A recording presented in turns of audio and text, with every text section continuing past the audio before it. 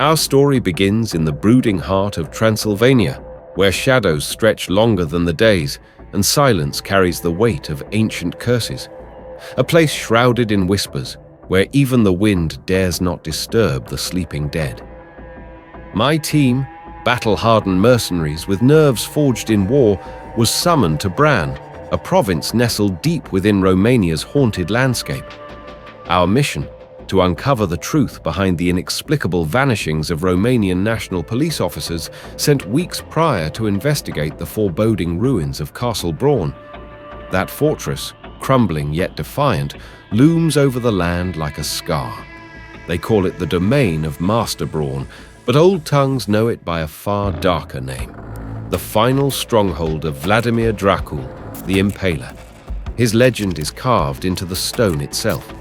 A tyrant whose thirst for cruelty eclipsed reason, impaling thousands with surgical precision, staining the earth with their screams. Yet the cruelty wasn't born from madness alone. The locals say his power came from something far older, something unholy, a demon obsessed with blood. It found him, seduced him, and bit deep into his soul. He did not die that night. He transformed. They say he shed his mortality like old skin, reborn into a creature neither man nor beast. A revenant, a mimic, a parasite wearing the faces of its prey. His intellect remained, cold, cunning, and insatiable. Only now he hunts beneath the moon, slipping into homes like a whisper, like a curse. The villagers have long known fear. Each red cross painted on their doors, each garlic wreath hung with trembling hands, is a prayer for mercy. But prayers fade quickly in this place. They say Vladimir was slain in 1476, assassinated by those who dared believe he could be killed. He was impaled, poetic justice, but no body was ever recovered, no severed head to prove his end. Only a hollow grave and rumors, always rumors. And yet, the disappearances never stopped. Even now, centuries later, people vanish, swallowed by the mist, drained of blood, or worse, discovered impaled, their eyes wide with unspoken terror. The Romanian National Police sent in to investigate have become part of the legend. 15 officers gone without so much as a scream on the wind. That's when they called us. The Romanian government, out of options and drowning in whispers, hired us to uncover the truth or bury it. We came armed with weapons and doubt, scoffing at the legends. But now, as we stand before the castle's yawning gates, a chill clutches our spines. The air here tastes wrong, metallic and old. The shadows move when you aren't looking. Something watches us, waits. We were trained to fight men, not myths. In the black belly of Master's Castle Brawn, something ancient is stirring, and it remembers blood. We weren't strangers to death. My team, seasoned, hardened, and carved from the shadows of war, had faced horrors across the globe. But nothing prepared us for what awaited in the cold, cursed soil of Brawn, Transylvania. I am Samuel Zachary, Sam to my brothers, a retired Special Forces lieutenant trained in weapons, counter-terror tactics, and precision warfare. With me, Russell Rowland, ex-FBI Senior Special Agent, our ghost in the wires, master of surveillance and decoding silence. Everett Williams, former Army Ranger Sergeant, Sniper Supreme, 147 confirmed kills and eyes that never miss. And finally, Corey Jack Jackson, a spectre bred from the CIA's paramilitary ranks. Jack lives in shadows, covert, lethal, silent. Together, we are mercenaries for hire, forged in different fires, united by blood, purpose, and a cold understanding of what evil men do. But this mission was different. The dossier was vague, almost desperate. Someone, was slaughtering civilians and authorities alike, without pattern, without mercy, leaving nothing but mutilated corpses and trails of blood that led nowhere. We arrived by chopper, blades slicing through the stillness of the Carpathian air, descending into the forgotten town of Bran, a place swallowed by fog and silence, as if holding its breath, waiting. We were met by Captain Dmitri Vero, a grim figure clad in a long black coat, his face creased with fear he dared not admit. He led us through crooked streets to the Romanian National Police headquarters, where the walls seemed to pulse with unsaid truths. The briefing was short, but its weight pressed deep into our bones. Dimitri's voice was steady, but his eyes flickered. Something's in the castle and it's not human. The mutilated remains of locals, what was left of them, were discovered drained, twisted, mangled in ways no animal or man could explain. Others were simply gone. His team had sent men into the forests surrounding Castle Brawn. Not one returned. The castle, old and black against the horizon, belonged to the infamous Vladimir Draul. They say he was more than a tyrant. They say he never truly died. They say he feeds. Dmitri leaned in, lowering his voice to a whisper, as if afraid the walls might listen. The villagers believe it's him, that he returned, that he walks again, devouring souls in the night. We exchanged glances, soldiers trained to kill, but not to believe. And yet, the fear in Dimitri's voice was not fiction. It was lived. The people hide before dusk, bolting doors, lining thresholds with garlic, and hanging red crosses from every window. Their eyes avoid the castle, even in daylight. To them, it isn't history. It's a wound that never healed. We were brought in to finish what others couldn't even begin. But as night falls and the last light bleeds, we stand ready. We are the best there is. Trained killers, forged by war. But even legends cast long shadows. Whatever stalks these lands, we will hunt it, end it, and tear truth from terror. No more whispers in the dark, no more blood-soaked myths. We'll face the nightmare that's devoured this town. Dmitri insisted we attend the village's winter solstice festival, an old Romanian tradition meant to celebrate the turning of the season. At first, we hesitated. Festivals and murder rarely belong in the same breath. But we agreed. Blending in would give us a better lay of the land and the people. That evening, the village transformed. Bonfires flickered like restless spirits, casting long shadows over crumbling stone walls. Children and elders alike paraded through the crooked streets, their faces hidden behind grotesque masks of beasts, demons, and long-dead warriors. Bells jingled from firs draped over hunched backs. The air carried smoke, song, and something else, something colder. Laughter echoed off stone, but none of us were at ease. This was no ordinary festival. It felt like a ritual. We moved through the crowd, eyes scanning rooftops and alleyways, marking exits, terrain, choke points. Even in celebration, we stayed ready. That was our way. Then, at precisely 7 p.m., the town clock struck.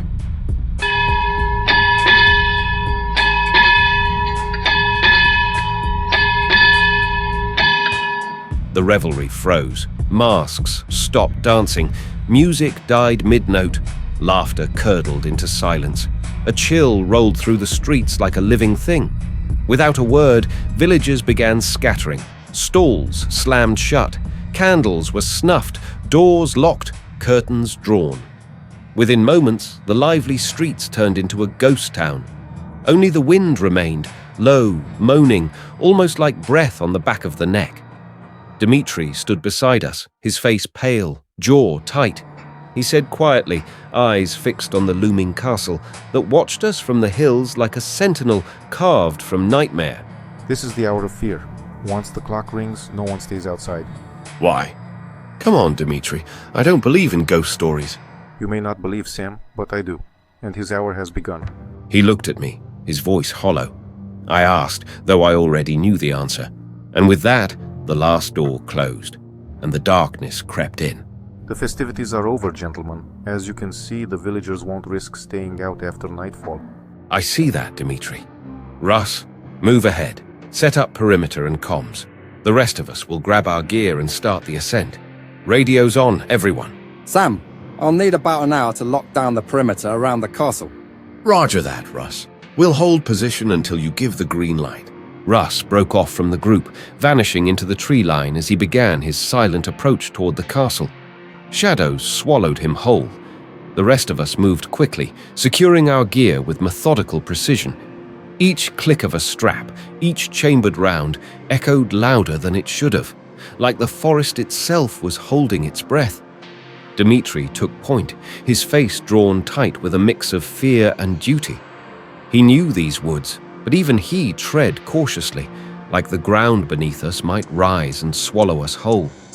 The trail curved upward through thick mist and skeletal trees that creaked like old bones in the wind. The castle loomed ahead, black stone, jagged towers, and windows like hollow eyes staring down at us. Then Everett froze. He lifted his binoculars, breath caught in his throat. Something just shifted in the upper west tower. We turned toward the direction he pointed. There it was, a flash, a sharp, unnatural glow, neon red, bled out from one of the narrow windows. It pulsed like a heartbeat, slow and deliberate. Then it vanished, gone, like it had never been there. Silence fell again. Not even the wind dared whisper. Everett lowered the binoculars, eyes narrowed. Sam, we have eyes on us, and it's coming from inside the castle. Everett's voice cracked through the silence, laced with unease. That tone, sharp, restrained, sent a ripple of dread through me. Something was wrong. That's when I felt it, not saw, felt. A presence, cold, calculating, just beyond the veil of sight, watching, waiting. The forest pressed in tighter, the air growing heavier with each breath. My skin crawled beneath my gear, instincts screaming. We weren't hunters here, we were being hunted. Somewhere in the back of my mind, Dmitri's words echoed like a warning bell. This is his time now. Was this what he meant? Was the thing in that castle truly just a myth?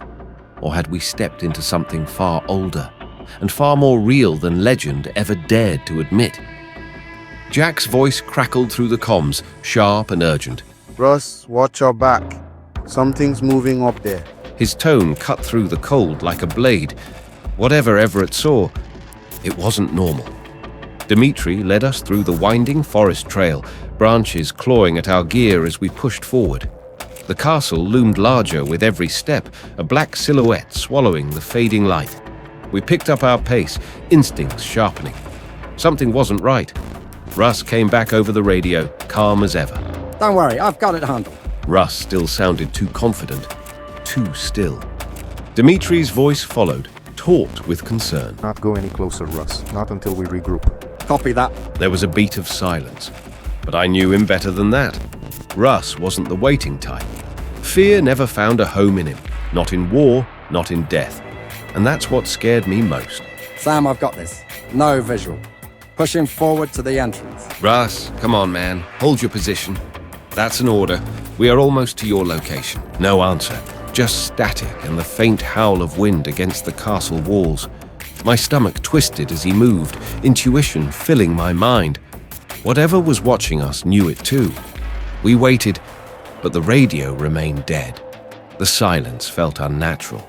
Too heavy, too still. Then, breaking the void, Jack leaned in, his voice low and tense. Russ, do you copy? Come in. Still nothing except silence. When I called again, the only response was static, hollow and hissing. The sound made the quiet seem louder. Then we took off running. Dmitri rushed forward, cutting through the darkness like a man who was possessed. Jack followed him, weapon up, eyes alert. Everett stepped up close behind me, moving his snipper rifle side to side, scrutinizing every shade and twisted tree branch that extended out like fingers. Still no word. The quiet felt unnatural, dense and stifling, as if the forest were holding its breath. The sky above us has broken open. Thunder rumbled across the sky, and cold rain began to fall from the clouds, as if the earth itself was urging us to turn back. But we did not. The castle came up before us, its gigantic doors like a beast's jaws. We closed closer, pulses racing and breath tight. That's when we noticed it. Russell's radio.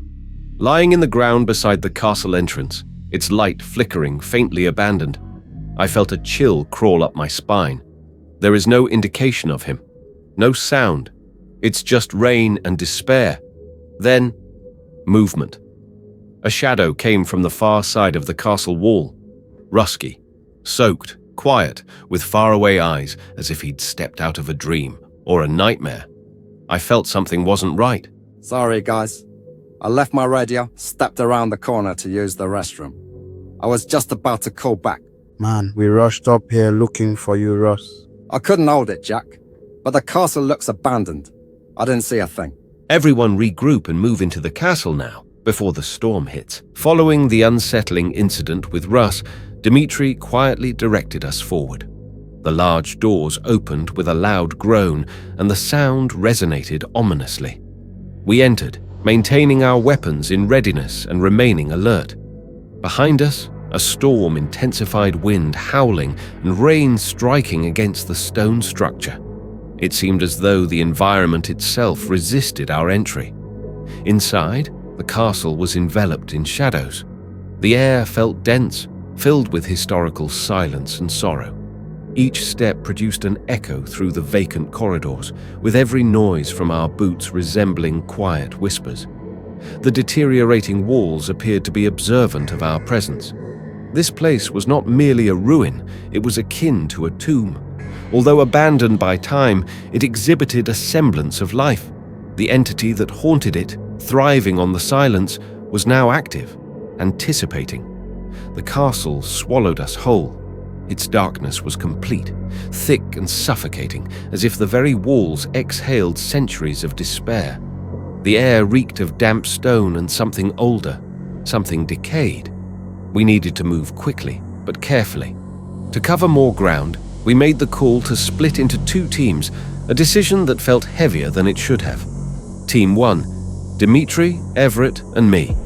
We'd take the upper levels, starting with the Great Hall, the Grand Chamber, and the decaying guest rooms, the wardrobe corridors, kitchen pantry, servants' quarters, and even the old chapel.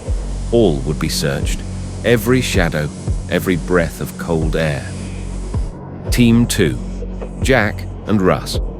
They'd begin in the lower wings, exploring the reception hall, the broken towers, the oak room, and the bakehouse. Then they'd press into the worst of it, the dungeon, the outer courts, the courtyards, and the graveyard. Places where screams once lived, places that still remember pain. Before we parted ways, I caught Russ glancing back at the main hall, his eyes unreadable. Jack gave a slight nod, but his hand never left his weapon. We said nothing more. Words didn't belong here. We stepped into opposite directions, into the belly of a place that felt too quiet, too alive, and very much aware of us. All right, everyone, gear up. You know your assignments. Stay sharp. Dmitri, Everett, and I began our ascent into the upper levels of the castle. The staircase groaned beneath our weight, each step a strained breath, as though the stone itself resisted our presence. The wood creaked in long, drawn-out moans, almost sentient, almost warning. Below us, Russ and Jack disappeared into the blackened corridor that led to the oak room. And beyond it, the dungeon, once a torture chamber steeped in the blood of countless screams. At the top of the stairs, Everett set up with his sniper gear, positioning himself at a narrow overlook. His eyes scanned the shadows, seeking any flicker of movement through the dense gloom that seemed to choke the air. The vantage gave us reach, but even he seemed uneasy, as if what lurked in this place could not be aimed at, could not be stopped with a bullet. The upper hallway greeted us in silence. Time-worn portraits stared down from the walls, lords, warriors, queens, each face more distorted than the last. Their painted eyes followed us, hollow and judging. Ancient battles, beheadings, blood. They weren't just art, they were echoes, ghosts trapped in brushstrokes. Meanwhile, far below, Jack and Russ had gone radio silent with us. Protocol for recon. But it left a knot in my gut as I imagined them descending deeper into the bowels of something long dead or long asleep. The temperatures plummeted. I felt it in my bones. Ancient, evil eyes gazed in silence as Russ and Jack's words faded into echoes, absorbed by the crushing weight of stone, gloom, and what appeared to be something far older than time. We continued moving, and when the rays of moonlight faded behind the stained glass above, I sensed somebody watching, not from behind us. However, it let us proceed. In the darkness, waiting. Jack and Russ dropped into the castle's darkness, their footsteps masked by the chilly, damp air. The dungeon loomed ahead, its stone walls resonating with unseen words. Jack's breath quickened as from the horrors roaming in the night. In the oppressive darkness, every sound was a threat, every heartbeat a countdown. Jack's voice uneasy as he spoke on the chilly touch of death, as he describes their ordeal in his own words. Russ, the dungeon's littered with rusted chains and torture railings. It feels like the air still echoes with screams that never stopped. Yeah, Jack, it drags you back to a time when cruelty was law, and Vlad the Impaler ruled this land with iron and blood. And yet sometimes, in places like this, it feels like he never left. A flicker, something moved, a shadow within shadows, too fast to follow. My breath caught. It wasn't just the cornice anymore. Something was alive in it, watching, hunting, waiting for the right moment. Russ, did you see that? Russ, do you copy? Come in. Are you there? Russ was gone. Just seconds ago, he was right behind me, his footsteps echoing mine. Now only silence. I froze, raising my weapon, breath shallow, heart pounding like a war drum. The air shifted. Something was here. Close, watching, waiting.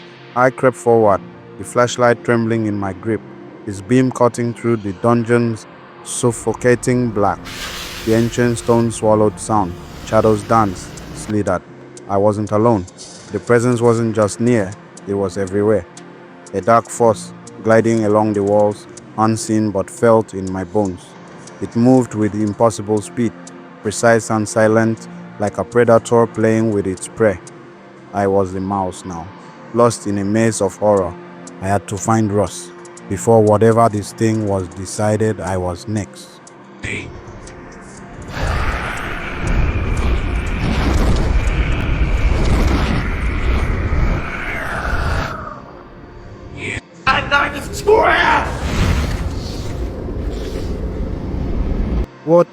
What is that? Who's in here? Russ, answer me. I called out. No answer. Just silence, thick and suffocating. Gun raised, I crept around the corner, and there he was.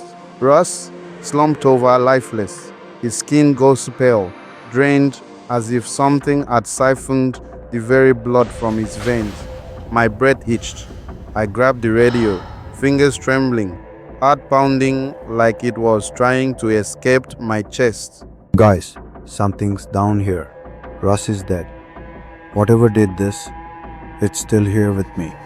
Jack, can you get out of the dungeon? No, Sam, it's still here, and it's fast.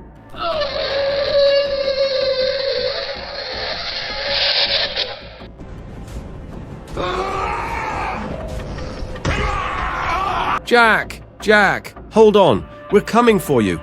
Dimitri, Everett, let's move. We're heading to the dungeon, now. We charged toward the dungeon, then radio silence. An unnatural stillness fell over us. As we reached the bottom, the sight froze us in our tracks. Russ's body lay cold, drained and lifeless, eyes wide in horror.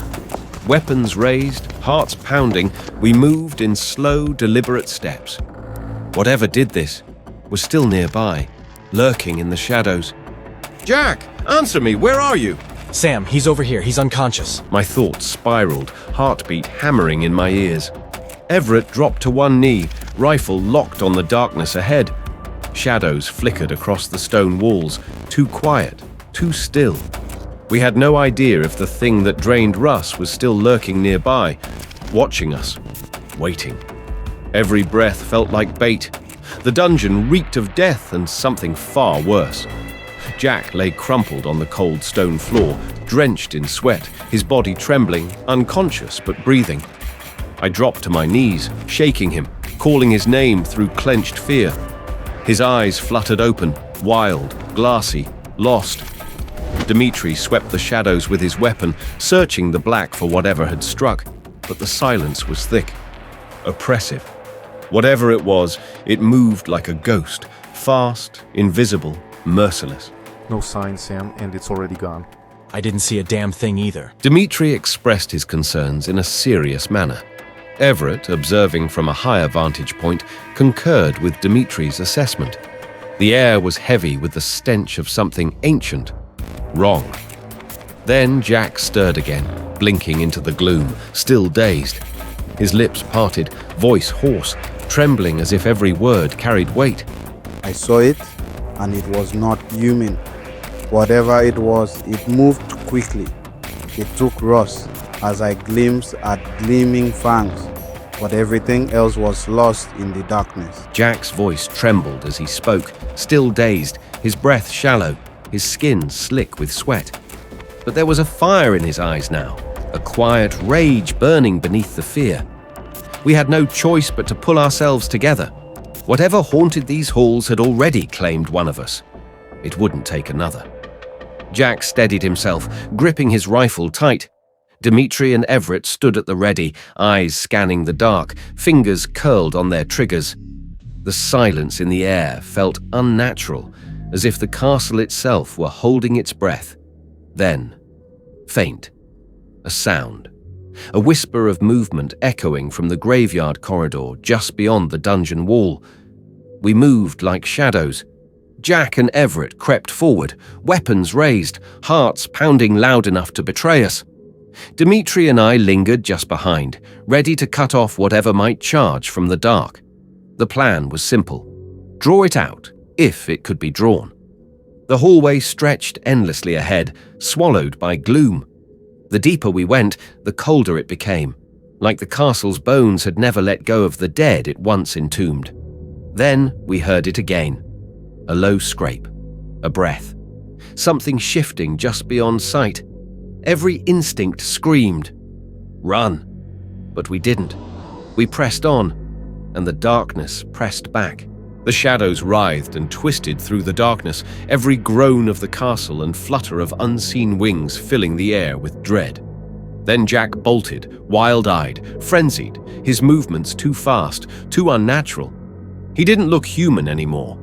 Everett chased after him, calling out, desperate to help. But something was wrong, deep in the shifting gloom. It didn't feel like Jack anymore. Something else was wearing his skin. My God, this thing could be any one of us at any time. Everett emerged from the shadows, moving slowly, gun raised, every step deliberate. His eyes scanned the darkness with silent urgency, jaw clenched tight. The hallway behind him yawned like a throat-swallowing light. We waited in a stillness that felt suffocating, pretending we weren't shaken to our core. But we were. Jack was gone, vanished just like Russ. Only 3 of us remained now, Dmitri, Everett, and myself. And whatever was out there, it was toying with us, hunting us. The castle groaned around us, as if it too were alive, complicit in the horror we were walking through. I gripped my weapon tighter, my breath shallow. We weren't just being watched anymore. We were being chosen one by one for something worse than death. And we still had no idea what it was. Sam, Jack is gone. I don't think what we initially encountered was actually Jack. Everett, so you mean to tell me that the creature somehow transformed into Jack? Yes, Sam, but I couldn't see it completely. We were chasing shadows, but now it felt like the shadows were chasing us. Whatever this thing was, fast, calculating, merciless, it wasn't just hunting, it was herding us, caging us in, trapping us like prey. Dmitri, Everett, and I exchanged grim glances, the weight of realization settling heavy in our bones. This wasn't a mission anymore. It was survival. We agreed to fall back, retrace our steps, but the castle had changed. Groans echoed from behind the walls, whispers slithered through the cracks. Then, the noises, low, inhuman, moving behind us. That's when we noticed them. Shifting stones, crooked tiles, hidden doors, collapsing floors, all waiting like open mouths to swallow us whole. The very walls conspired against us, and we had no idea where to turn. We had no choice but to push forward, out of the dungeon, through the graveyard, and into whatever horror waited beyond the castle walls. This place was no stronghold. It was a snare, a carefully constructed labyrinth of death. I still couldn't grasp the entity's endgame, but every step screamed that we were being toyed with. We moved forward. Going back means dying. All right. Dimitri, Everett, stay sharp. Let's move. I nodded, my jaw tight. The corridor ahead stretched like the throat of a beast, narrow, cold, drenched in shadows. The stone beneath our feet wept moisture, and each breath felt stolen from the silence. We crept through the gloom, weapons drawn, hearts pounding. Something watched us, unseen, and closer than ever. Halfway down the corridor, the air shifted. Heavier, colder, almost sentient. The weak beam of our flashlights trembled across the stone walls, casting shadows that danced like phantoms. That's when we saw it. A door, aged and half-hinged, stood open like a gaping mouth. Inside, darkness pooled thick as tar, but something deeper pulled us forward. We stepped in slowly. Chains hung from the ceiling like vines in a butcher's garden. But it wasn't until we approached that the full weight of horror revealed itself. Bodies, mutilated, twisted beyond recognition, dangled from rusted hooks. Their eyes hollow, their mouths agape in frozen screams. Blood soaked the stone floor, smeared in deliberate patterns. Symbols, ritualistic. Then I saw them. Russ, impaled through the chest, his lifeless eyes staring into the void. Jack, torn open, his blood drained, skin pale and cold like marble. My knees almost gave out. The light in my hand shook violently as I staggered back, bile burning in my throat. My mind screamed, not from fear, but grief. These weren't just soldiers. They were my brothers. We had bled together, fought side by side through hell and worse, and now they hung here like offerings, like prey. The silence was deafening, broken only by the distant drip of blood. What kind of monster could do this? What were we truly hunting? I swallowed the terror threatening to break me. Grief would come later, if there was a later. Right now, we had to survive. We pressed forward through the suffocating corridor, every step a struggle against the weight of dread clawing at our backs. The air turned colder, heavier, as though something unseen breathed down our necks, watching, mocking, waiting. I could feel it. A presence that didn't just lurk. It hunted. Dimitri moved ahead, scanning the narrow path that spilled out into the black void of the graveyard beyond. We were almost free of the dungeon's chokehold when my blood ran cold. Just ahead, half lit in the pale moonlight, stood Everett, or something wearing his face. He stood perfectly still, too still, his skin slack, lifeless, eyes hollow, a marionette without strings. I froze, my heart slamming against my ribs. That couldn't be. Everett was behind me. He had been with me every step. My voice cracked as I called to Dimitri, but he didn't hear. He was already too far into the dark. I turned to check behind me, where Everett had just been. But Everett was gone. My breath caught in my throat. The thing in the graveyard had vanished too, swallowed by the shadows. My mind raced, struggling to make sense of what I had just seen. Was it real? Or a cruel illusion crafted by whatever was toying with us? Whatever it was, it had Everett's face, and it was leading us deeper into its nightmare. It could be anyone, any face, any voice. This thing, whatever it was, wore us like masks. My blood turned to ice as the truth slithered through my thoughts. First, it took Russ outside the castle, mimicked him, and walked among us. Then it became Jack during our sweep of the upper halls. Each encounter, each loss, was orchestrated. It had been watching, studying, and now, Everett. Or what I thought was Everett. It had been beside me all along, mirroring his movements, his voice, his soul drained and repurposed. I couldn't breathe. The realization struck like a knife. Dimitri was next. Panic anchored me where I stood, my mind a whirlpool of horror. I wanted to scream his name, to warn him, but the words died in my throat. Then, from the shadows ahead, a shape emerged. Dimitri. But this wasn't the bold, focused man I knew. His face was pale, his breath ragged, his eyes wide and haunted, scanning every inch of the darkness around him. Sweat clung to his brow, and his hand gripped his rifle as though letting go would mean death. He crept toward me, careful not to make a sound, as if even the air might betray him. We locked eyes, and in that silent exchange, I knew he'd seen it too. It was still out there, watching, waiting. "Dmitri, is that really you?" It's me, Sam. Where did Everett go? My hands trembled as I raised my weapon, heart pounding in my ears. I leveled the barrel at Dmitri, uncertainty tightening around my chest like a vice.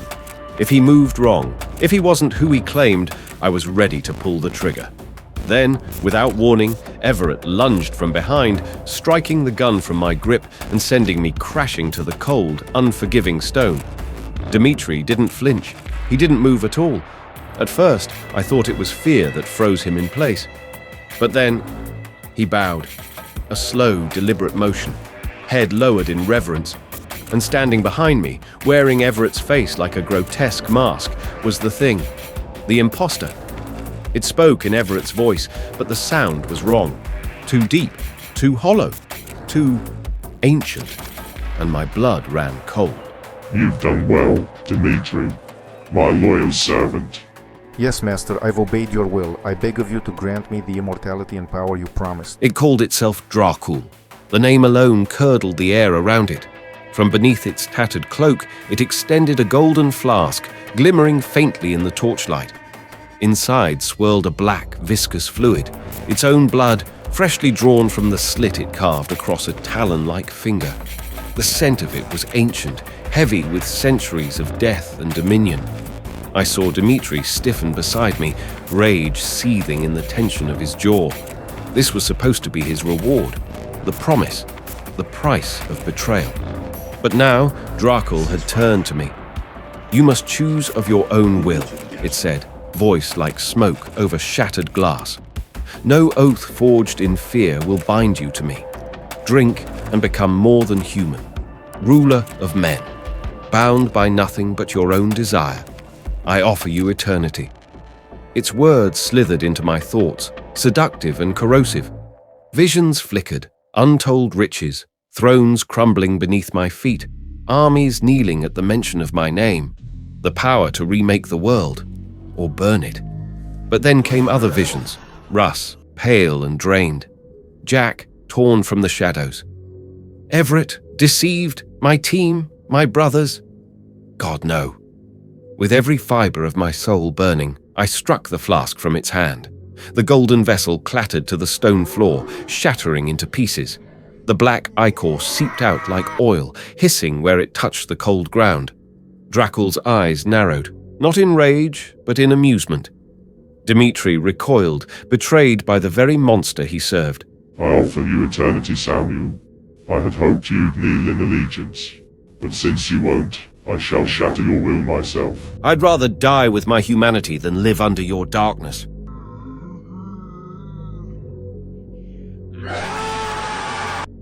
After my reply to his offer, my heart pounded so violently I thought it might burst.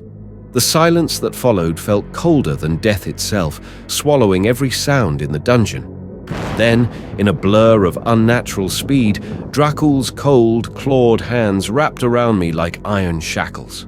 Before I could even gasp, he hoisted me into the air as if I weighed nothing. My feet kicked uselessly, scraping against empty air, my strength meaningless against his ancient power. His eyes burned, black voids swirling with malevolence older than time. His fangs slid out slowly, glistening with anticipation, each drop of venomous saliva catching the dim torchlight as he leaned in for the final strike. I felt the chill of death crawl up my spine, rooting me in terror. Then, from the oppressive darkness, a roar erupted. Raw, human, defiant. Dmitri.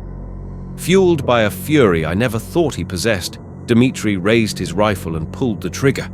The blast cracked like thunder, echoing through the crypt stone halls. Dracul's screech tore through the air, a monstrous, inhuman wail that curdled my blood. Its face twisted in agony as black blood poured from the wound, dripping thick onto the stone floor. It released me, and I crashed down, gasping for air, visions swimming. For now, I still clung to life. Dimitri, you foolish mortal. I will tear through your flesh and break your bones as I devour your very existence.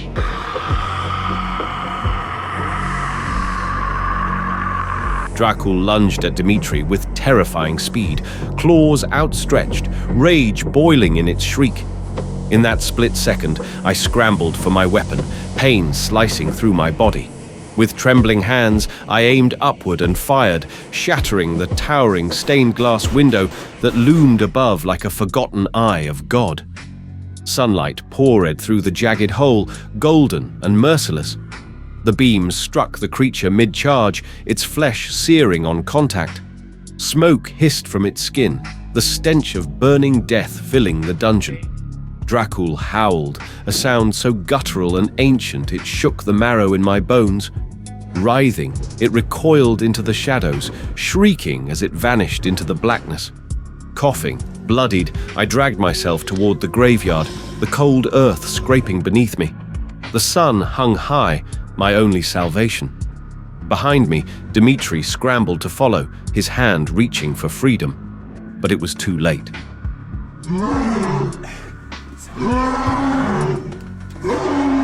With a burst of inhuman fury, Draul erupted from the dark, snatching Dimitri up, like a beast claiming its prey. Dimitri screamed, a raw, soul-shattering cry as jagged fangs tore into him. His eyes locked with mine in that final moment, wide with horror and betrayal. And then he was gone, dragged screaming into the castle's shadow, swallowed by the darkness that had always called him home. I screamed Dimitri's name, my voice cracking through the stillness like a shattered bone. The sunlight poured down on me, illuminating the horror before my eyes. In that terrible clarity, I saw them, its eyes glowing neon red, emotionless and ancient. Draul's face was a grotesque mask of hunger as it tore into Dimitri, piece by piece, like a rabid beast. Blood soaked the stones, and the air filled with the sickening sound of flesh being ripped from bone. It wasn't feeding. It devoured Dimitri slowly, savoring his agony as it drained the life from him, trying to lure me back into the shadows. But I didn't move. I couldn't. Every instinct screamed that stepping into that darkness meant death, or worse. Dimitri locked eyes with me, pain and regret etched into his blood-smeared face. With a final, trembling breath, he choked out words that will haunt me forever. Run! His last act, not of betrayal, but redemption. I turned and fled, heart pounding like a war drum. Through the rotted graveyard I ran, past the cracked tombstones and twisted trees that clawed at my skin. Into the woods, branches slashing at my face, my shattered arm dangling useless at my side. I ran until my lungs burned, until the castle was nothing but a jagged silhouette behind me. I emerged in the village at dawn, bloodied, broken, alone. I looked back. The castle loomed in the distance like a corpse watching from a throne, silent, waiting. Its evil hadn't been vanquished, only sealed and barely. Whatever ancient horror lived within still breathed in its decaying halls, imprisoned but hungering, whispering promises to the weak and the damned. It would wait, and one day it would rise. Months passed. I remained in the village, unable to leave, haunted by memories that no one believed. The townsfolk spoke in hushed voices now about the disappearances, the screams in the night, and the red glow that sometimes flickered in the tower window of the abandoned castle. No one dared venture near it. Not anymore. I spent my nights poring over ancient manuscripts, trying to understand what we had faced. Draul, the texts whispered, was not just a vampire, but a gatekeeper. A sentinel of something older, buried beneath the castle. Something waiting to be unleashed. A hunger that fed on corruption, deceit, and broken faith. And a deeper fear clawed at me. I hadn't seen its true form, only the shadow it chose to show. Dimitri's betrayal still carved scars deeper than any wound. But in his final moments, he chose to fight. That mattered. It had to.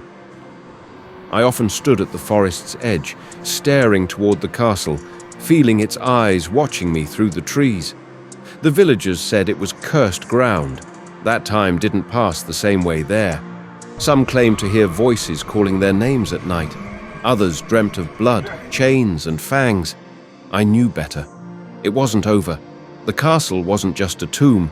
It was a waiting mouth, patient and cruel. One day, someone else would enter, lured by greed or lies or promises of power. And when they did, Draul would awaken, and the world would bleed.